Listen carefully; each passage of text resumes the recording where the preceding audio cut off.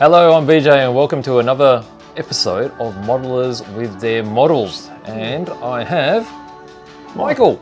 Hi BJ, how you going? Good, welcome again. Yeah, thanks. Good to be back. Excellent. Well, we have another piece that you've created here. Yeah. What have you brought in today? Okay, so this is called Straxus Head in a Jar. Straxus Head in a Jar. Yeah, I am, some people will recognise this, others will absolutely not know what on earth it is. I am a child of the 1980s. Rather, I was born in the 70s and grew up in the 80s. Yep. And the big franchise and toy franchise and cartoons and toys that I really loved as a boy was Transformers. Right. I'm a big Transformers fan. I'm a collector as well. And as part of that enjoyment, back in the 1980s, I used to collect the comic books. Right. The UK comic books, I used to get exported out to Australia from the United Kingdom. And there was a really great Transformers comic run that went for a couple hundred issues, several hundred issues. It took some material from the US comics, the Marvel comics of Transformers, and it extrapolated on that and did some of its own thing. And it was a really, really great comic book, primarily written by Simon Furman. And there was a storyline that ran between late 1986 to early 1987, where there was a character called Straxus. He's one of the bad guys, one of the Decepticons. And Straxus had his body blown up. Right. And they preserved his head in kind of like a containment unit, a life support unit. Right. I'll share some of the images at some point. Yeah, for sure. So you can see what some of those comic book pages look like. I probably should give credit here. So the comic was written by Simon Furman. The artists involved were Jeff Anderson, Steve White, Jeff Senior, Will Simpson, among many other creators that were involved in that particular storyline. Right. I've taken that comic book storyline that I really love. It was really quite memorable for me, and I've tried to recreate it myself. Right. It's really interesting.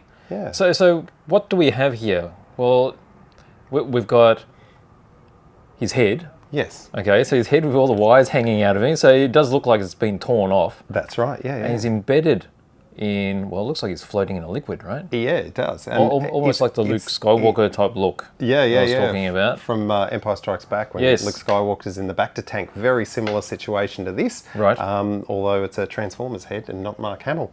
Right. I've built this out of various toys, some Transformer toys. The head itself was taken from a Transformer toy of Straxus. Yes. Where I've created the mold. I've created a silicon mold and then poured some resin into it to recreate the head, so that the original toy I still have in my collection. Right. Yes. So this is a resin head that I've then beaten up and added some wires to, and then I've embedded it in clear resin. That looks cool. That is so cool. Yeah. So I've tried to get it to look exactly like those comic book pages. With a few liberties, obviously, because the toys that I've sort of made the base out of and various bits and pieces are going to perfectly match the comic book pages. Yeah. I've done some really, really basic weathering on that, but it's not to look realistically weathered because it's based on a comic book rather than, the comic book art and the comic book pages rather than something that's, real life, got realism to it. It definitely gives it that extra depth, though, the dimension to it. Yeah, for sure. Yeah.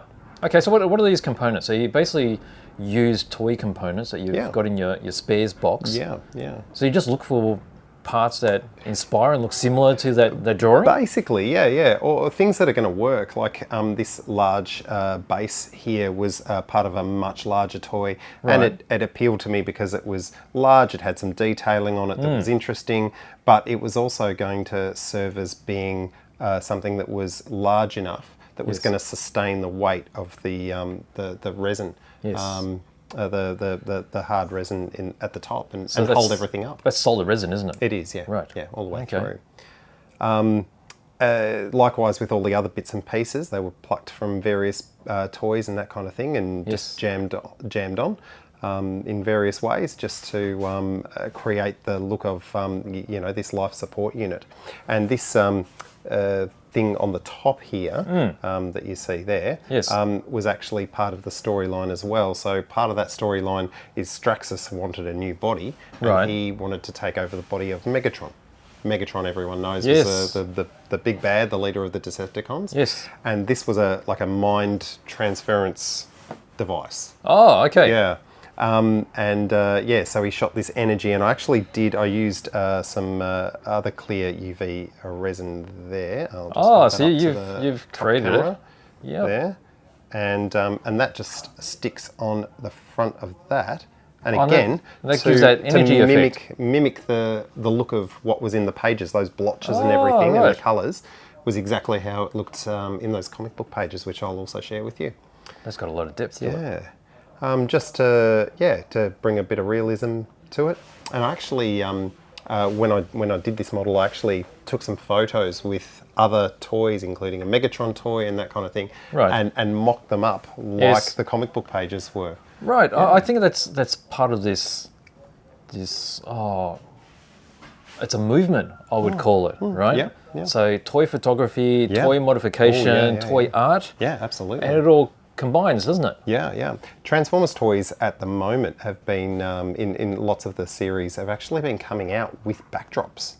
Oh, really? Actually included with the toys nowadays in a lot of the Transformers series. Yes. So in some of the photos that I took at the time, I'm not a great photographer. I'm more of a builder than a photographer. But one of the things I used in the photography was a large backdrop that came with one of my Transformers. Right. Yeah. Yeah, so toys, you've poured some resin, and the resin's been poured, so the embedded head is in a small cup. It is, and if you sort of look, this yellow part here and the green, that's just a little dish. A little plastic dish. You can actually see the recycling symbol on the back of it if you look really closely. Yes. There, you can see it in the shine there. Right. So it's just a cup, and so I poured half of the resin. It was tinted with that green tint, just barely. And then the head and the wires were placed on that. Right. In there, so that they were going to sit appropriately and correctly. Yes. Some of those wires are actually stiff as well. Right. Whereas some of them are soft. Right. So they were going to hold the head in place. Okay. And then I did another resin pour over the top of it to fill it up. So what did you use to tint? Did you use a special resin tint, or did you just use paint? It was just a pigment, basically, a liquid pigment. Right. Just to tint the resin just a tiny little bit, so it's still got the clarity. You can still see through it, especially when there's light coming through it at both ends. But you can see all the detail, but it is the exact look of the like it was lifted from the comic book pages. Yeah, it's great. That's great. Yeah. Do you use much of the dye? Is it like a drop? Oh, tiny. Is tiny, it? Tiny Just amount. A little bit? Yep. Okay. Yep. Very easy to overdo. Right. This particular resin was a 2-part resin, so it was going to set either way. Yes. Just with some resins, when you do 2 parts, if you do too much of any kind of pigment, it can complicate the solidifying and setting process, and actually interrupt that chemical process, and maybe it doesn't come out right, or it doesn't set properly or fully. So it was I just needed to use the tiniest amount in this instance. Yeah, well, it's worked out okay. It's all solid. Yeah. It looks really good. Yeah. And all the wires, where do you find wires? You just find them anywhere.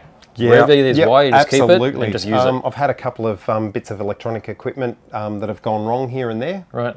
And just chop them up. Chop them up, pull it apart. I've got a little box with little wires and stuff. I've had things like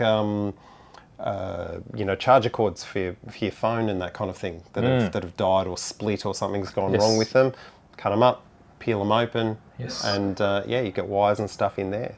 So yeah, from various sources, just wherever I could pull it apart. I had an old computer even. Oh, that would be full of good bits, wouldn't it? Yeah, for sure, sure. Okay, so for this, what do you call that? Energy beam again? Yeah, energy it was thing? like a mind transference device, and that was the energy that sort of came off it. It was sort of like this bubbly black and orange and yellow. So how did you make that? Colours. So that's a different kind of resin. It is. That's done with UV resin. Right. And actually, I got my UV resins. Yes. And I tinted some black. Right. Trying to, again, not to put too much in to ruin the transparency of it. So the same type of pigment you use for the clear part? Very similar, except in those colours. Are these liquid pigments, are they? Yeah, liquid pigments. Okay. And then what I did was I laid down some baking paper, something that it wasn't going to stick to. Yes. And then did a few drops. Yes. Set those with a UV light. Yep. And then added a few more drops here and there. Right. And then, again, the UV light, setting that together.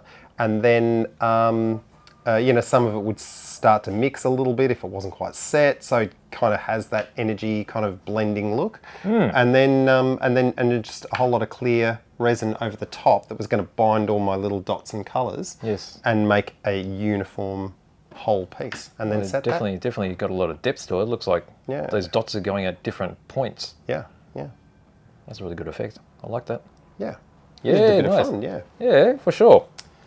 Yeah. Wow, really nice. Yeah, it was all about just recreating, a storyline that I really enjoyed when I was younger. Yes. And recreating that in toy form, something that can sit on a display and, just look really cool. Beautiful. What sort of paints did you use on this one? Oh, gosh.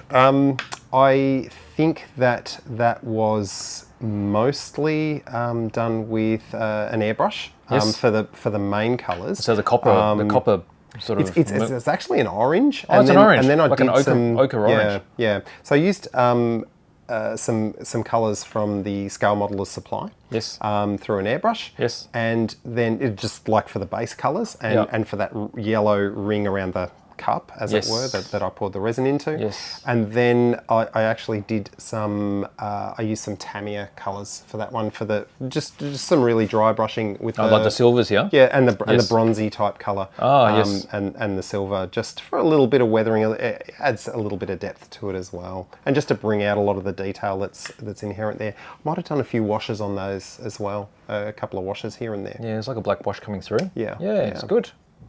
Yeah. Very nice. Well, another artwork. Yeah. It's beautiful. Absolutely. Yeah, nice. A lot of fun. Well done.